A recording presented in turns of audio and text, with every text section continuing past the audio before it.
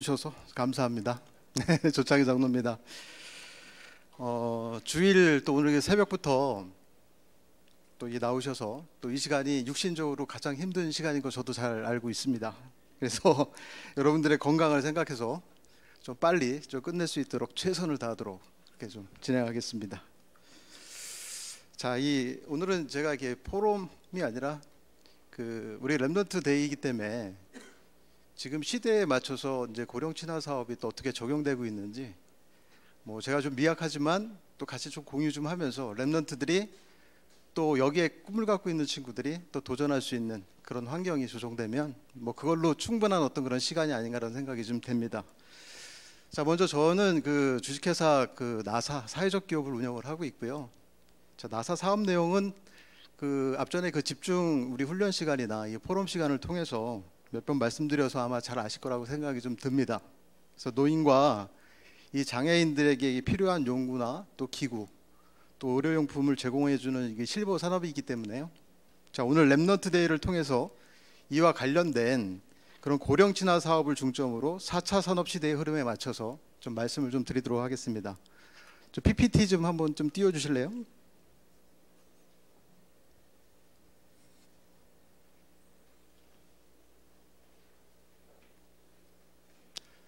자, 오늘의 순서가 이게 나와 있듯이 고령 친화 산업의 시장 현황 및 전망에 대해서 먼저 말씀을 드리고요. 자, 두 번째로 고령 친화 산업이 4차 산업과 어떻게 적용이 돼서 어떤 사례로 있는지 그걸 좀 말씀드리고요. 자, 세 번째로 4차 혁명 시대에 유명한 업종이 또 어떤 게 있는지 렘넌트들에게 전달을 해주고 마지막으로 기도 제목으로 마치도록 하겠습니다. 자, TV를 통해서 지금 시대를 이렇게 좀 보면요, 이 젊음이 필수였던 그런 멜로 드라마 공식이 깨지고요, 이 중년의 러브 스토리가 새로운 트렌드로 지금 떠오르고 있기도 하고요. 자, 젊은 층 중심이었던 예능에서 이제는 40대 50대 아재들이 나와서 대세를 좀 이루고 있죠, 그죠? 자, 여기에 노년들의 배우들이 또 주요 역할을 맡는 예능 프로그램까지 인기를 끌고 있는데, 자, 미디어 전문가들은 이런 현상을요, 인구 구조에서 찾고 있습니다. 자, 경제학자이자 한양대 국제대학원 교수인 전영수 교수가 한국이 소멸한다 이런 책을 냈습니다. 제가 읽어보니까 이 전체 내용은요, 인구 통계와 세대 분석을 통해서 사회 변화를 읽어내고 또 이 경기 흐름을 전망하고 있는데요, 그에 따른 한국 경제가 겪게 될 미래를 보여주고 있습니다. 주요 내용이 2020년이 인구 변화의 중대한 기점을 강조하는데요, 이미 2020년도는 2년 전이죠. 자, 2020년도가 됐을 때 740만 명에 이르는 1차 베이버 부머 세대. 자, 그 세대가 어떤 세대를 말하냐면요, 1955년도에서 63년도에 태어나신 분들이에요. 자, 한국 전쟁 이후에 이 태어나신 분들, 그때 굉장히 많은 이제 아이들이 이제 출생을 하게 되죠. 자, 선두 세대 1955년생이 65세 진입한 연도가 2020년도예요. 그래서 63년생까지 65세에 진입을 하는 게 2028년도가 됩니다. 자, 75년생까지를 광역의 베이비붐 세대라고 얘기를 하는데, 그 세대까지 이제 65세에 진입을 하면 우리나라 1,700만 명이 새로 노인층으로 유입이 되는 거예요. 자, 드디어 우리나라도 그런 시니어가 이제 시프트되는 어떤 그런 현상이 시작되고 있습니다. 자, 말 그대로 대한민국에는 중년 이제 장년층이 넘쳐나게 되는 게 지금 현실이고 미래입니다. 그러면서 책에서는요, 이제 더 이상 노인은 뒷방 늙은이가 아니라 경제를 이끌어가는 주체가 되고 이에 따른 비즈니스가 절실한 상황이라고 책에서는 얘기를 하고 있어요.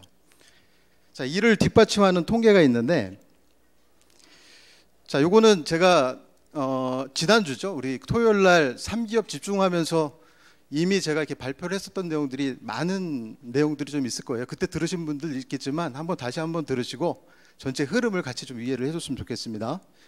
자, 먼저 우리나라 및 세계 고령자 인구 변화 비율인데요. 자, 국내 및 해외의 고령자 인구 변화를 제가 이렇게 먼저 말씀을 드리는 이유는 이미 이 시장이 빠르게 변화되고 있고 확대되고 있다는 것을 이미 우리나라 또 대기업들도 알고 있고요. 그래서 그 시장에 맞춰서 발빠르게 움직이고 있다는 겁니다. 자, 보시면요. 2021년 한국의 인구가 5,182만 명이에요. 자, 이 중에 65세 이상 고령자는 16.5%에 해당되는데 854만 명입니다. 자, 급속한 고령화가 이제 우리나라가 이루어지는데, 자, 2025년도에는 그래프 한번 보세요. 전체 인구 5,180만 명 중 20.3%인 1,052만 명이 됩니다. 드디어 그 인구 대비해서 20%를 넘어가는 시기가 2025년도가 되고요. 거기에 1,000만 명 이상의 노인이 이제 비율로 증가가 되는 거죠.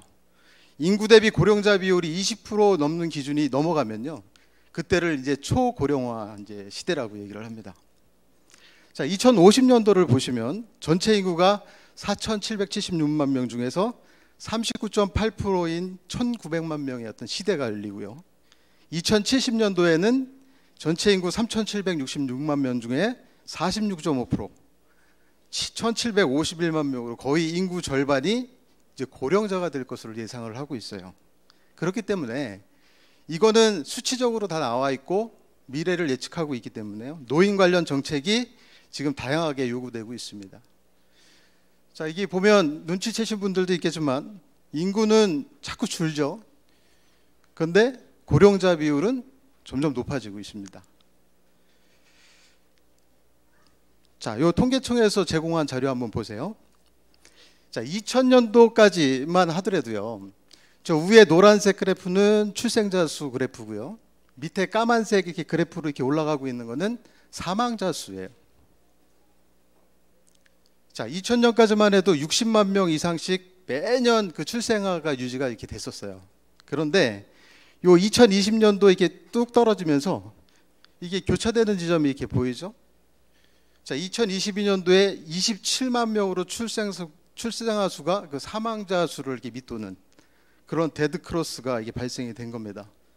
자, 이렇게 인구는 점차 줄어들고 있고 고령자의 비율은 상대적으로 더 높아지는 게 우리나라의 지금 현실이자 미래입니다.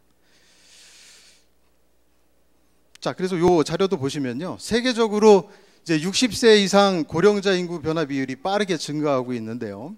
이미 전 세계 주요 국가들은 전부 다 고령 사회에 진입을 했고요. 한국은 세계에서 그 유례 없는 그런 빠른 속도로 고령화가 진행되고 있어요. 자, 그래프를 요약해서 제가 좀 말씀을 좀 드릴게요. 자, 65세 이상 인구가 7% 이상인 고령화 사회에서 20% 이상인 초고령화 사회가 되기까지 걸리는 기간이 프랑스는 154년이 걸렸어요. 자, 영국은 104년이 걸리고요. 자, 미국은 90년, 독일은 78년, 일본은 35년 걸렸는데 우리나라는 26년밖에 안 걸린다는 거예요. 자, 특히 아시아나 그 아프리카에서 앞으로 가장 큰 변화로 노인의 인구가 급증할 거를 예상을 좀 하고 있습니다. 자, 이렇게 국제사회가 빠르게 진행되는 고령화에 굉장히 민감하게 대비하는 이유는요, 그 미국 통계국에 이렇게 따르면요, 2015년도에 그 전체 인구가 세계 전체 인구죠. 거기에 8.5%인 6억 1,700만 명이었던 그런 65세 이상 고령 인구가요, 2050년이 되면 35년 만에 전체 인구의 17%인 20억 명, 적지 않죠. 자, 3배 이상 증가할 것으로 추산하고 있습니다. 자, 그래서 국내에서도 이런 고령화의 사회적 경제적 파급 현황은 그런 다양한 측면에서 나타나는데 이렇게 위기와 이 기회의 양면성을 갖고 있어요. 자, 어떤 위기가 오냐? 자, 우리나라는 고령화가 진행됨에 따라서요, 당연히 고령화가 되면 일할 수 있는 사람들이 감소하게 되겠죠. 거기에 따라오는 그 결과가 소비가 위축이 되고, 또 당연히 소비가 위축이 되면 경제 활력은 저하되고요. 거기에 따른 성장, 이 잠재력이 약화되는 그런 문제를 발생하고 있습니다. 이건 어찌 보면 인구가 감소함으로써 또 노인이 증가하면서 도미노 현상처럼 나타날 수밖에 없겠죠. 자, 이렇게 고령화 사회로 변하는 여러 가지 문제를 발생시키고 있는데, 자, 앞에서 말씀드린 그 베이비 부머 세대는요, 특징이 있어요. 그런 고령화 사회의 진입은 높은 교육 수준을 갖고 있고 그 세대들은 그다음에 높은 그런 소득 수준을 보이고 있어서 오히려 새로운 수요의 창출을 기대를 하고 있는 겁니다. 거기에 다양한 생활 욕구를 요구하는 그런 세대이기 때문에 이 기회의 양면성을 갖고 있어서 고령 친화 산업이 발전할 수밖에 없는 그런 요인으로 보고 있고요. 그런 세대가 전에 그래프에서도 보셨듯이 계속 유입이 되기 때문에 그런 고령 친화 산업의 그 시장 규모는 점점 커질 수밖에 없는 겁니다. 자, 요거는 해외 주요 국가의 현황을 간단히 살펴보면요. 고령 친화 산업의 그 규모가 어느 정도 형성되는지 이렇게 알 수가 있는데, 이 미국을 먼저 보시면요. 미국의 경우에는 이 고령층의 소비가 전체의 소비의 30%를 차지를 하고 있고요. 현재 거기에 바이오 기술이 이게 적용된 의료 제품이나 서비스, 또 건강관리와 관련된 첨단 제품, 서비스에 대한 수요가 굉장히 높습니다. 또 일본 같은 경우에는 전체 인구가 1억 2천만 명인데요. 그 중에 그 65세 이상 인구가 28.7%를 현재 차지를 하고 있어요.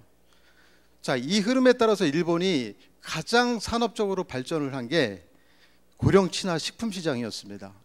그래서 그건 빠르게 성장을 했고 향후에도 더욱 증가세를 볼 거를 예상을 좀 하고 있습니다. 또 중국 같은 경우는 인구가 굉장히 좀 많다 보니까 그 시장 규모 자체가 남다르죠. 뭐 2018년도에는 한 우리나라 돈으로 475조, 또 2021년 한 3년 만에 608조로 이렇게 규모가 점점 커지고 있어요. 그만큼 그 고령화에 대한 어떤 그런 세대 변화가 있는 거고요. 그만큼 수요가 늘어나고 있다고 보시면 됩니다. 자, 우리나라도 그 몇 년 안에 이제 초고령 사회가 되잖아요. 그렇게 진입하게 되면서 고령층에 대한 어떤 건강에 대한 관심이 높아지고 이와 함께 그 고령 친화 산업 시장이 주목받고 있는데, 자, 2020년에 발간한 그 마우로 기엔의 2030 추계 전환이라는 책이 있습니다. 여기 주요 내용이 이제 60세 이상이 전 세계의 자산 절반을 가지고 있고, 그다음에 현재 진행 중인 이제 주요 그 추세 지표들이 있어요. 그 추세들이 이렇게 수렴을 하게 되면요, 세계의 중심축이 이제 젊은 세대에서 고령자로 이동이 되고, 이제 남성에서 여성으로 이동이 되고, 그다음에 세계의 중심이 이 대서양 중심에서 이제 아시아나 아프리카로 이동할 것이라고 예측을 하고 있어요. 자, 우리가 주목할 게 그 앞으로의 이 고령자는요, 이 기존의 어떤 모든 재산들을 자식들에게 상속을 하거나 또 올인을 해서 정작 늙어서 자식에게 의해서만 이게 소비를 할 수 있는 그런 수동적인 실버 소비자가 아니라 이제 경제적으로 여유가 있고 적극적으로 소비가 가능한 그런 능동적인 소비자라는 겁니다. 그 영어로 하면 우리가 액티브 시니어라고 얘기를 하는데, 이제 그런 세대의 특징을 갖고 있어요. 자, 그래서 2022년도에 1월 1일자 동아일보를 그 캡처한 내용인데요. 이런 기사 제목이 있었습니다. 자, 고령자를 배제한 성장은 없다. 자, 건강하고 부유해진 12세대 성큼, 이렇게 돼 있어요. 자, 요게 우리나라 동아일보 신문 1월 1일자 신문에 있었던 내용입니다. 자, 여기서 욜드라는 단어는 우리 랩런트들도 그렇고 우리 기성세대들도 그렇고요, 지금 시대의 용어니까 우리가 상식적으로 좀 알아두면 좋을 것 같아요. 자, 욜드라는 단어는 여기 나와 있듯이 young old, 자, 55에서 75세 젊은 노인이라는 의미인데요, 일본에서 young old를 줄여서 사용이 되었고요, 지금은 세계적인 용어가 되었습니다. 좀 전에 말씀드렸듯이 미국에서는 이 세대를 액티브 시니어라고 얘기를 하는 거고요. 자, 이 세대들이 특징이 있는데, 자, 이 세대는요, 노인인데도 불구하고 이 노인임을 인정하기 싫어하는 세대예요. 자, 그런데 시장에서는 아니면 사회에서는 자신들의 욕구에 맞는 대접을 또 받고 싶어 하는 그런 세대입니다. 그래서 이런 세대의 특징을 자, 우리가 잘 이해를 하고 시대의 흐름을 잘 우리가 읽어야지만 고령 친화 사업의 시장을 제대로 볼 수 있을 거라고 생각이 좀 듭니다. 자, 이런 세대가 주를 이루는 고령 초고령 시대가 이렇게 도래가 됐는데, 이제 요거는 그 산업연구원이 발표한 고령 사회 수요 변화에 따른 국내 시장 규모예요. 자, 옆에 오른쪽에 그 그래프 이렇게 막대 그래프로 이렇게 돼 있는 거 보면은 2012년도에는 그 고령 친화 산업의 전체 규모가 27조였어요. 근데 2015년도에는 39조가 되고 2018년도에는 56조, 그다음에 2020년도에는 73조 규모로 성장을 했습니다. 자, 연평균 성장률로 13%씩 성장을 하게 되는데 불과 8년 만에 2배 성장을 이뤄낸 거죠. 그래서 2020년 기준으로 자, 산업 분야별로 이 시장 규모를 보면요. 자, 고령친화 여가 산업이 약 26조. 아까 그 72조 중에 이제 얘기를 하는 거예요. 그다음에 고령친화 식품 산업이 17조. 그다음에 요양 산업이 10조 규모로 가장 큰 비중을 차지하고 있습니다. 그리고 12년부터 20년 사이에 전체 규모를 떠나서요. 성장률 기준으로만 본다고 하면 고령친화 요양 산업이 가장 높았고요.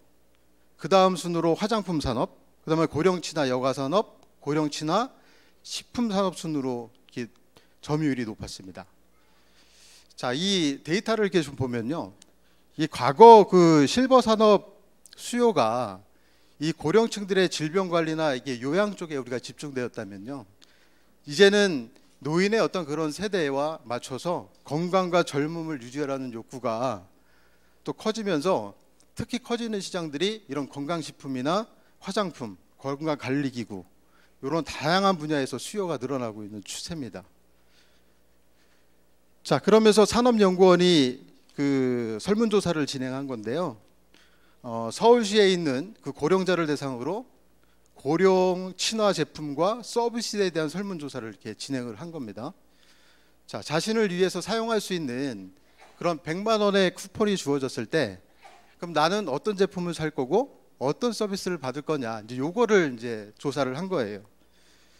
자, 우선 그 고령 친화 제품에 대한 구매 의사를 설문조사 결과가 나왔는데 전 연령층에서 건강식품에 대한 의사가 가장 높게 나왔습니다. 자, 그 뒤로 노화방지 화장품, 그 다음에 패션용품이나 질병치료를 위한 의약품, 가족용 의료기기 뭐 이런 수순으로 구매 의사가 높게 나타났고요.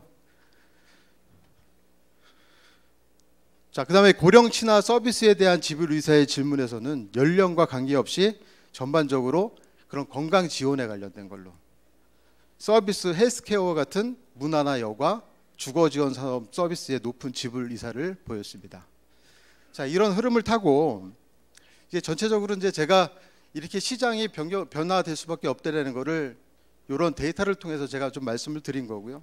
그래서 산업 전반에 중장년층 이른바 시니어를 위한 제품과 서비스가 출시가 이제 막 이어지고 있는데 특히 이런 4차 산업혁명 시대에 새로운 기술이 도입이 되면서요.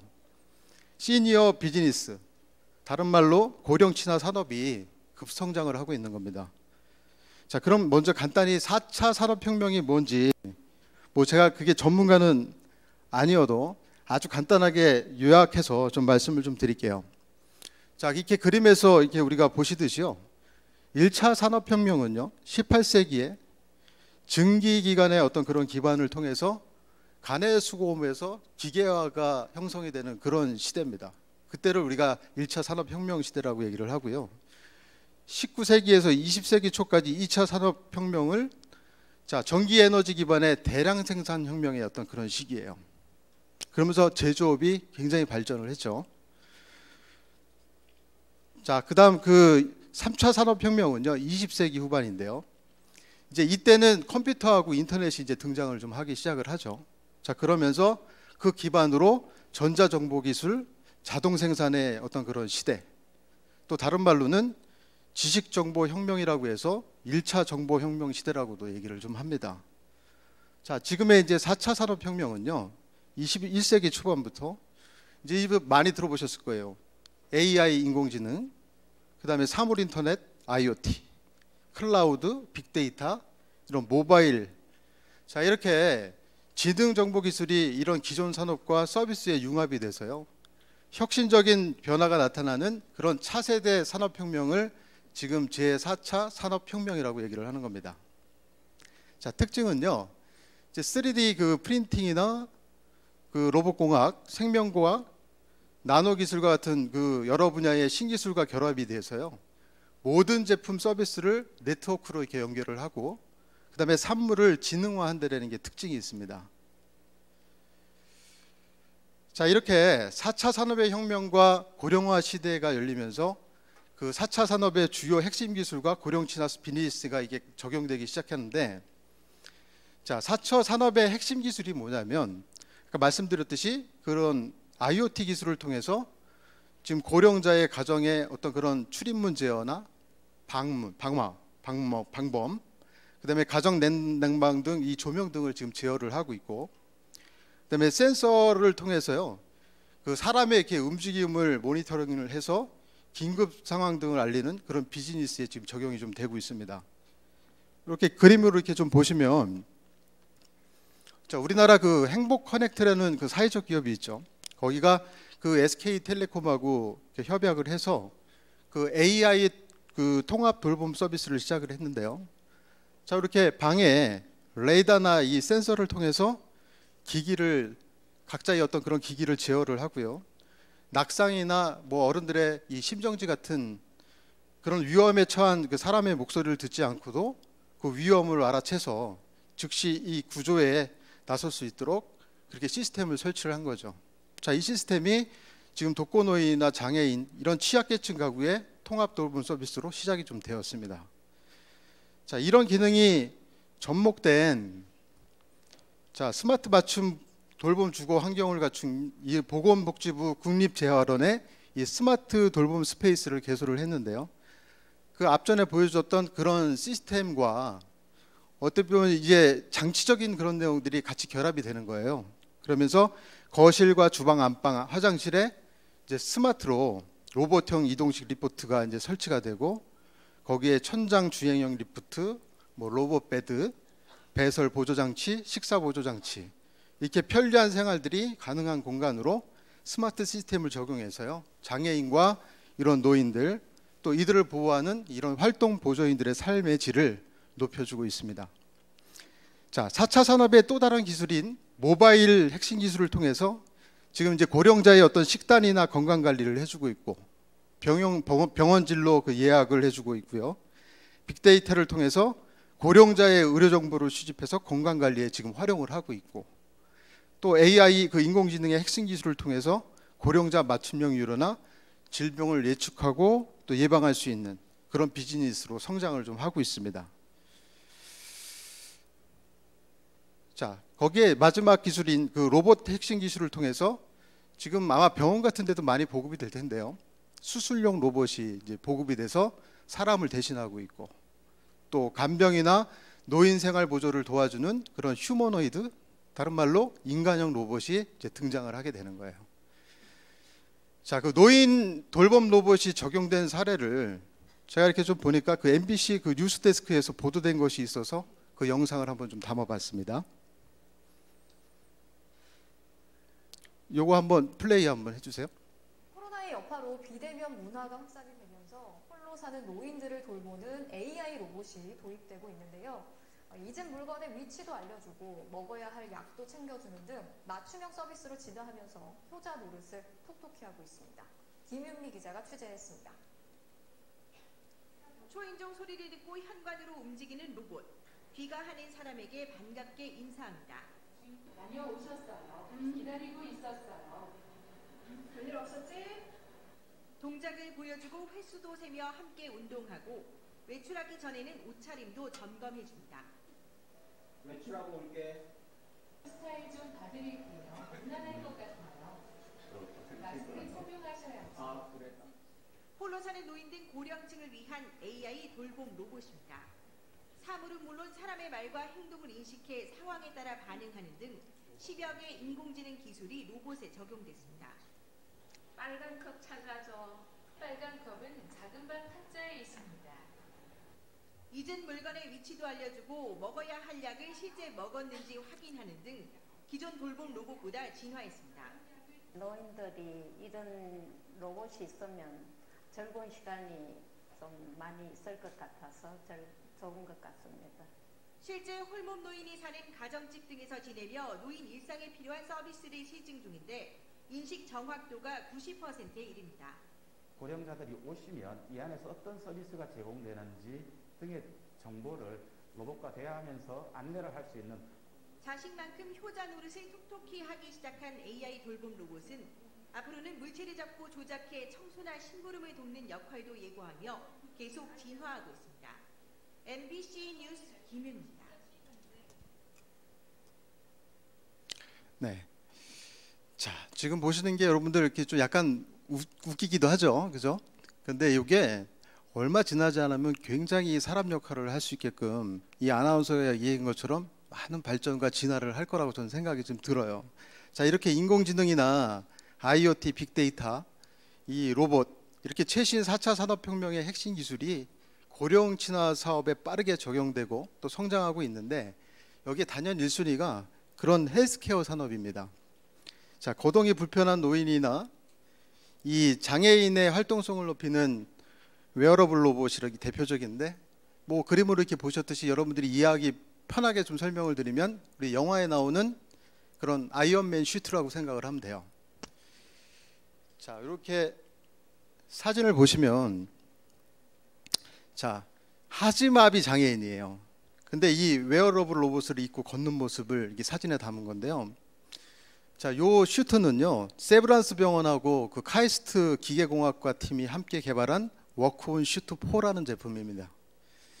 자, 마비 그 장애인이 착용했을 때, 자, 계단을 오르락 내리락 할 수 있고, 오르막을 올라갈 수 있고, 그다음에 내리막, 옆경사, 문 열기, 뭐 험지. 자, 이렇게 일상적인 장애물에 다른 사람의 도움이 없이 보행이 가능하고요.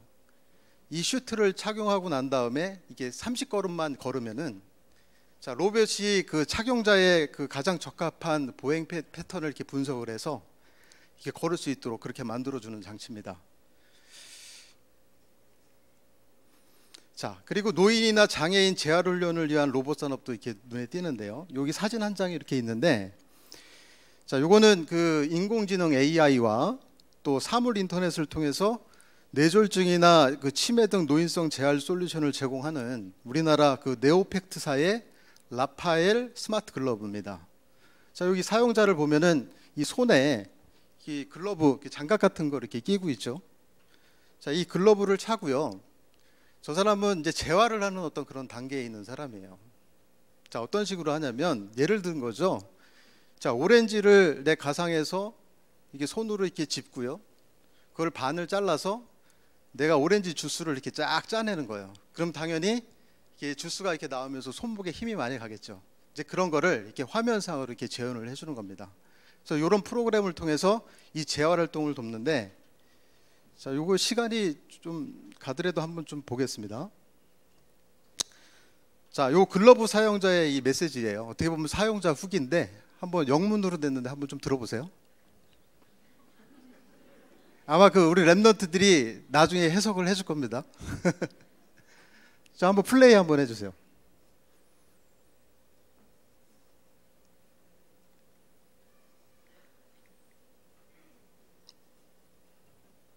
My name is Michael Eustace. I am a Vietnam veteran. Was in there from 72 through 75, and I was there with the pullout last days of Vietnam.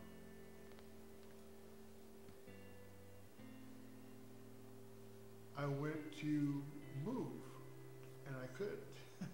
I moved forward and slid right onto the floor. Started to get a little bit better, and then I had another stroke, and then had problems with the heart, and wound up, I had 3 strokes, I had 1 heart attack. I couldn't move my arm, I couldn't move my hand, I couldn't do anything. And at that point, I started to try to get better. He kept saying, "Where's your goal?" I said, "My goal is to get up and walk. My goal is to get up and use my hand."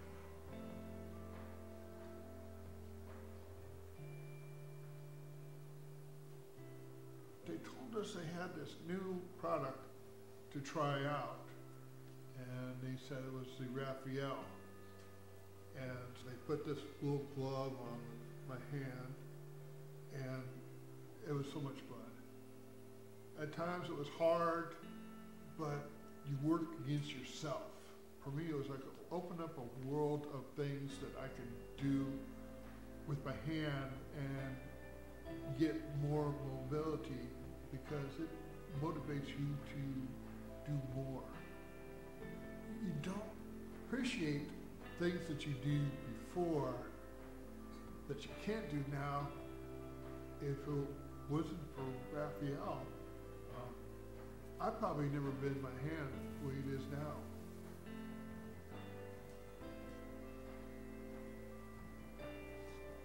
The VA wants to help us. They reimbursed us for the use of the smart plug. I really didn't expect them to do something like that, but they did it anyway. So from my being contracted in the hand, and a lot of pain, the hand were like double, triple her size. We got Rafael at home, do therapy twice a day, every day, in a week. His hand went down. A couple of weeks, he almost had no inflammation. Now, don't do nothing. He's doing laundry, he's folding his laundry, he's making his bed, he's able to do his breakfast, and he's able to feel like he is somebody at home. We're back to normal, we're happy, and he's doing better.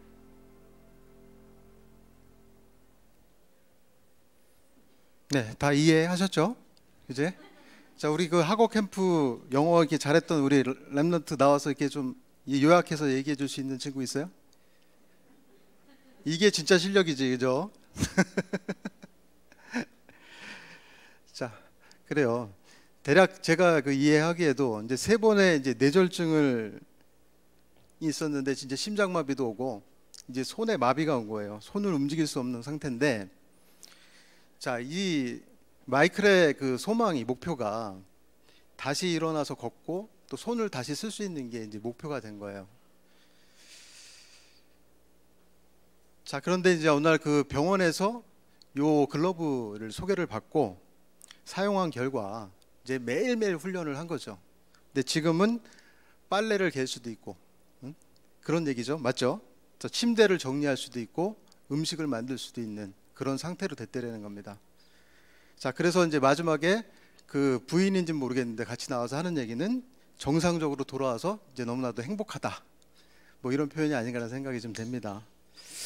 자, 이렇게 어떻게 보면 지금 시대에 필요한 그것을 어떻게 보면 4차 혁명 시대에 맞춰서 그 기술이 같이 접목이 되니까 어떻게 보면 한 사람이 불구자로 있을 수밖에 없는 어떤 그런 재활의 환경을 좀 스마트하게 바꿔주면서 어떻게 보면 행복을 찾아주는 게 이게 진짜 행복인지는 모르겠지만 그런 육신적인 어떤 그런 내용들이 자유로움을 줄 수 있는 그런 사례가 아니었나 이런 생각이 좀 됩니다.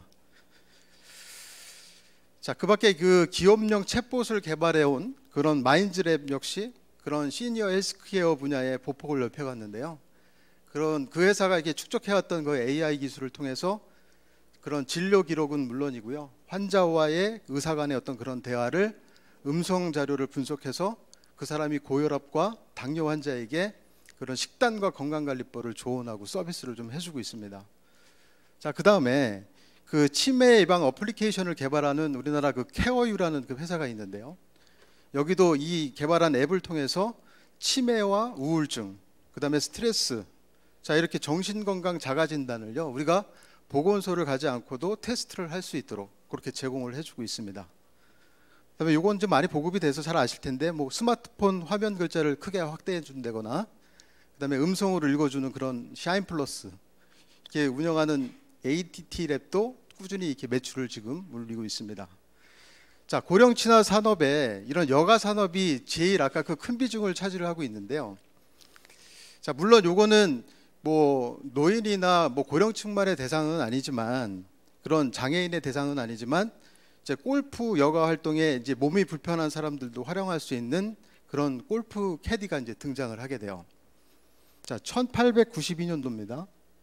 요게 소설책의 첫 면인데, 요게 1892년도에 소설가 잭 맥컬러프가 2000년의 골프 이렇게 해갖고 책을 낸 거예요. 그런데 거기에 내용이 그 로봇 캐디가 이제 앞으로 등장을 할 거다.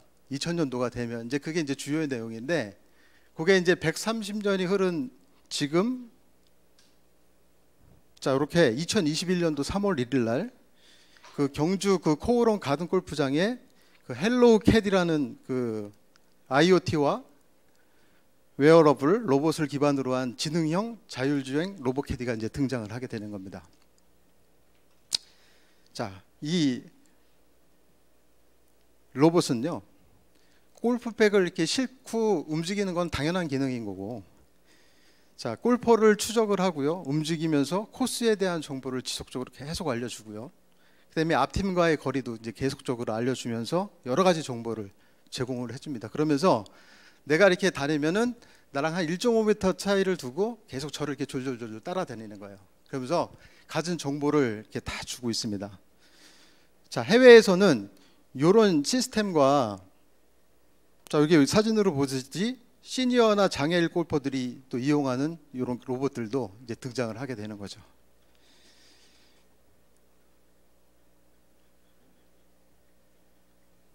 자, 4차 산업기술이 적용된 이 노인이나 장애를 가진 이동이 불편한 사람들이 쓰는 그런 전동 휠체어인데요. 한번 영상으로 이렇게 준비를 했으니까 이것도 한번 보시고, 4차 산업에 어떤 그런 기술들이 이렇게도 적용되는구나 한번 좀 보시면 될 것 같습니다. 이것도 플레이 한번 해주세요.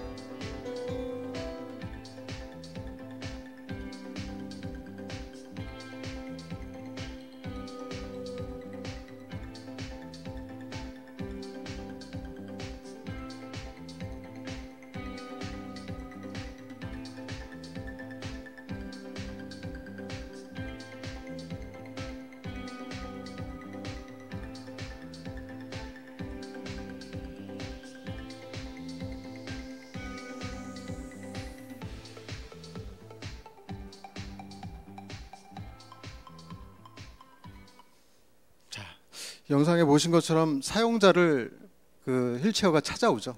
이 자동으로 찾아와서 자기 있는 위치까지 이게 자동으로 옵니다. 그리고 개폐가 되고 이런 내리막이나 이런 데서 오토 브레이크가 이게 작동이 되고요.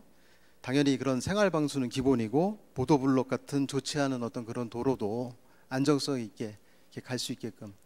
자, 그렇게 이제는 여기에 그 아마 이 의료에 대한 어떤 그런 정보도 같이 이렇게 접합이 되면서 이제 그런 정보들이 이런 병원과 이렇게 관계를 할 수 있는 그런 어떤 장치까지 이제 계획을 조금 하고 있는 것 같아요. 자, 제가 이 4차 산업을 뭐 제가 이렇게 뭐 전문적으로 하는 그런 전문가는 좀 아니지만 아무래도 제가 노인과 그 장애인을 위한 사회적 기업을 좀 운영을 하다 보니까요. 자, 이런 분야가 정말 이런 4차 산업 시대의 어떤 그런 혁명과 더불어서 발전할 수밖에 없겠구나는 생각을 좀 많이 하게 됩니다. 자, 오늘은 특별히 이게 우리가 랩넌트 데이잖아요. 그렇기 때문에 또 우리 랩넌트에게 좀 메시지를 좀 주고 싶은 게, 그렇다고 하면 자, 우리가 전문성을 어떻게 준비하는 가운데서 이런 세대가 미래의 확정된 세대라고 얘기를 한다고 하면, 그런 시대라고 한다고 하면 좀 미리 알고 있는 친구들도 있겠지만 어떤 직업이 유망한지 그거를 좀 말씀드리고 오늘 마치도록 할게요. 자, 그거를 2030년 미래신문 기사 해갖고요, 2030년도에는 이런 기사가 날 거다 그렇게 가정을 하고 거기에 맞춰서 어떤 직업이 유망한지 제가 그렇게 말씀을 좀 드릴게요. 자, 보셨지만 그런 AI 인공지능으로 이 기사가 어떻게 나오냐면 그 AI 인공지능으로 업무가 자동화되면서 대량 실업이 문제가 되고 있습니다. 이게 기사의 제목인 거예요. 한 줄 이렇게 쭉 나온 거예요. 자, 결국은요, 어떻게 보면 사람이 해야 될 일을 로봇이 대신하는 시대가 이제 앞으로 온단 말이죠. 자, 결국 그게 문제가 저출산 고령화 현상에서 나오는 어떤 그런 내용들인 거고요. 그래서 4차 산업혁명은 올 수밖에 없는 그런 필연적인 어떤 그런 혁명이 아닌가 생각이 좀 듭니다. 자, 그렇기 때문에 뭐 시대를 우리가 거스를 수는 없기 때문에 사람을 대체할 그런 인공지능 전문가가 지금도 많이 필요하고 앞으로도 많이 필요하다는 겁니다. 자, 요 두 번째 기사입니다. 자, 학교 교실마다 수업을 보조하는 로봇 선생님이 한 대씩 비치되었습니다. 이런 기사가 나오는 거예요. 자, 이렇게 인공지능을 접목시킨 인간형 로봇이 이제는 선생님을 대신하는 시대가 오고, 또 아까 우리가 로봇 그 돌봄 로봇을 이렇게 보았듯이요, 이게 이제 점점 진화를 해서 요양보호사를 대신할 수 있는 그런 로봇들이 앞으로는 이것뿐만이 아니라 다양한 어떤 그런 분야에서 보편화된다는 얘기예요. 그래서 많은 분야에서 사람들을 대체할 로봇들이 필요하기 때문에 이 로봇 전문가를 지금 많은 기업들이 요구하고 있고 앞으로도 많은 사람들이 필요할 거라고 생각이 좀 됩니다. 자, 세 번째 기사를 보겠습니다. 자, 버스, 택시에 자율주행 시스템이 탑재돼서 운전기사가 필요 없게 되었습니다. 자, 이런 기사가 나옵니다. 자, 어찌 보면요, 지금 그 자율주행 시스템은요, 꿈이 아닌 지금 현실로 아주 가깝게 다가왔죠. 자, 자동차 기업은 당연히 그 사업에 지금 올인을 하고 있는 거고요. 거기에 IT 기업들이나 그다음에 운송 기업, 또 컴퓨터 부품 기업들도 이 자율주행 기술 개발에 정말 다 뛰어들어서 치열하게 지금 경쟁을 하고 있습니다. 그렇기 때문에 정말 많은 자율주행차 그 전문가를 현재 필요로 하고 있기 때문에 또 이쪽도 우리가 준비하는 것도 나쁘지는 않을 것 같습니다. 자, 네 번째 기사입니다. 자, 거의 모든 쇼핑몰에서 드론 택배로 물건을 배송하는 시대가 열렸습니다. 이제 이렇게 나오죠. 자, 드론이라는 거는 또 우리 교회에서도 전문가도 계시잖아요. 자, 조종사가 탑승하지 않고 비행과 조종이 가능한 무인기를 우리는 드론이라고 얘기를 하는 거예요. 자, 사용 용도가 지금 각 산업의 어떤 전반적인 분야에 활용을 좀 하고 있는데, 제일 뭐 우리가 흔히 볼 수 있는 게 이 방송 촬영용으로 우리가 많이 볼 수 있고요. 자, 사람이 가기 어려운 그런 재난 현장에 사람을 수색을 한다거나요, 아니면 육지에서 이렇게 멀리 떨어져 있는 그런 섬에 짐이나 택배를 운송할 수도 있습니다. 자, 해외에서는 밭에 이 농약을나 비료를 뿌리기도 하고요. 자, 오늘 그 미래의 뉴스 기사처럼 드론 택배가 이제 물건을 배송하는, 어떻게 보면 그 물류 시스템의 큰 변화를 좀 예상하고 있는 거죠. 자, 드론 조종사나 드론 개발자와 같은 이제 앞으로 그런 드론 전문가들이 지금도 많이 필요하고 또 앞으로도 이제 많이 필요한 그런 전문가 중에 하나가 되는 겁니다. 자, 마지막 다섯 번째 기사인데요. 자, 3D 프린터로 집을 단 하루 만에 짓게 되면서 집값이 대폭 낮아졌습니다. 자, 이런 기사가 나와요. 자, 여러분들은 아마 이 3D 프린터는 벌써 10년 이상 전부터 이미 산업에서 많이 활용을 하고 있어요. 자, 그 3D 프린터는요, 그 입력한 도면을 바탕으로 해서 그 3차원의 실물과 같은 그런 입체 물품을 만들어내는 기계인데요. 자, 지금 뭐 말씀드렸듯이 많은 산업 전반 분야에서 뭐 샘플이나 시제품들 이런 게 지금 생산에 활용을 좀 하고 있죠. 자, 얼마 전에 아마 여러분들도 아시겠지만 그 미국에서는요, 그 총 있잖아요, 총. 그거를 3D 프린터로 만들어서 결국 발사에 성공을 했죠. 자, 그래서 그런 사회적인 분위기를 좀 일으키기도 했는데, 이 3D 프린터가 발전하면요, 이제는 커다란 건물도 출력이 가능한 그런 시대. 그래서 집도 이 3D 프린터로 똑같이 이렇게 만들고 그런 세대가 온다라는 거예요. 근데 이렇게 예측을 한다라는 거는 불가능한 게 아니라 이제 가능한 현실로 온다라는 겁니다. 자, 그래서 이런 분야에 우리 랩런트들이 또 관심을 갖고 또 준비를 하면 아마 유망한 어떤 그런 업종이 되지 않을까 이런 생각을 좀 합니다. 참 저는 이제 거의 이제 마무리를 좀 할 텐데 여러 가지 이런 내용들 앞으로 이렇게 발전하는 내용들도 좋은데 참으로 저는 준비하면서도 참 안타깝다는 생각을 좀 많이 했습니다. 어찌 보면은 하나님의 형상대로 창조된 그 인간이 해야 될 어떤 그런 일들을 이제는 기계가 대신하는 어떤 그런 시대로 올 수밖에 없는, 어떻게 보면은 흑암으로 굉장히 가득한 시대가 앞으로 오겠구나라는 생각이 좀 들어요.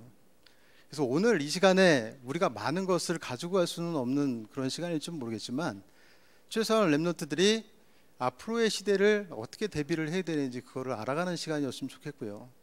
또 그런 세대를, 또 이런 시대가 예측돼 있기 때문에 이미 3단체는 이 거대 시장을 알고 있거든요. 그래서 이미 그 시장에 진입해 있고 더욱더 발전을 해나가고 있다는 겁니다. 그래서 시대를 거스를 수는 없어요. 이거를 우리가 막을 수는 없지만 정말 우리 랩런트들이 자기들의 가지고 있는 어떤 그런 달란트를 통해서 또 이런 세대에 들어가서 그 세대를 변화시킬 수 있는 걸 준비를 한다고 하면 그게 하나님이 원하시는 지금 랩런트가 아닐까 이런 생각이 좀 드는 거예요. 그래서 여러분들이 많은 기도가 좀 필요할 것 같고요. 자, 저출산 고령화 시대를 이 거스를 수 없는 어떤 그런 시대에 지금 우리가 봐왔던 이런 시니어 비즈니스 여러 가지 이런 내용들이 좀 있었는데 이렇게 우리 랩런트들이 작지만 그런 시대를 대비한 어떤 그런 꿈들을 좀 키워나가면서 그런 시대를 대비한다고 하면 아마 이 짧은 시간 30분밖에 안 되는 어떤 그런 시간일지 모르겠지만 또 하나님께서는 가장 소중하게 쓰신 그 시간이 아닐까 저는 그렇게 개인적으로 생각을 합니다. 그래서 저희 기도 제목은요. 자, 나사는 이렇게 준비된 각 분야의 이 전문인이나 이 전문 기업과의 협업을 통해서 결국은 이 고령 친화 사업의 플랫폼을 구축하는 겁니다. 그래서 여러분들이 가지고 있는 어떤 개인적인 전문성 또 기업의 어떤 그런 전문성을 정말 많은 포럼을 통해서 지금 시대가 원하는 게 무엇인지 우리가 발굴해 나가고요. 정말 그 시대를 대비할 수 있는 그런 좋은 플랫폼으로 또 같이 공유할 수 있는 우리 다민족 교회의 모든 성도들이 됐으면 좋겠습니다. 저 짧게 한다고 했는데 조금 길어진 것 같아요. 원래 3시에 정확하게 끝내려고 했었는데요. 다음에 더 많은 시간이 주어지면 더 많은 내용으로 또 같이 공유할 수 있는 시간이 올 거라고 생각이 됩니다. 많이 준비를 못해서 또 듣는 입장에서는 불편했을 수도 있었겠는데 일단 제가 전달하려는 의미는 아마 다 받아들였을 거라고 생각을 하고요. 또 같이 기도하면서 준비를 해나가는 그런 우리들이 좀 됐으면 좋겠습니다. 긴 시간 들어주셔서 감사합니다.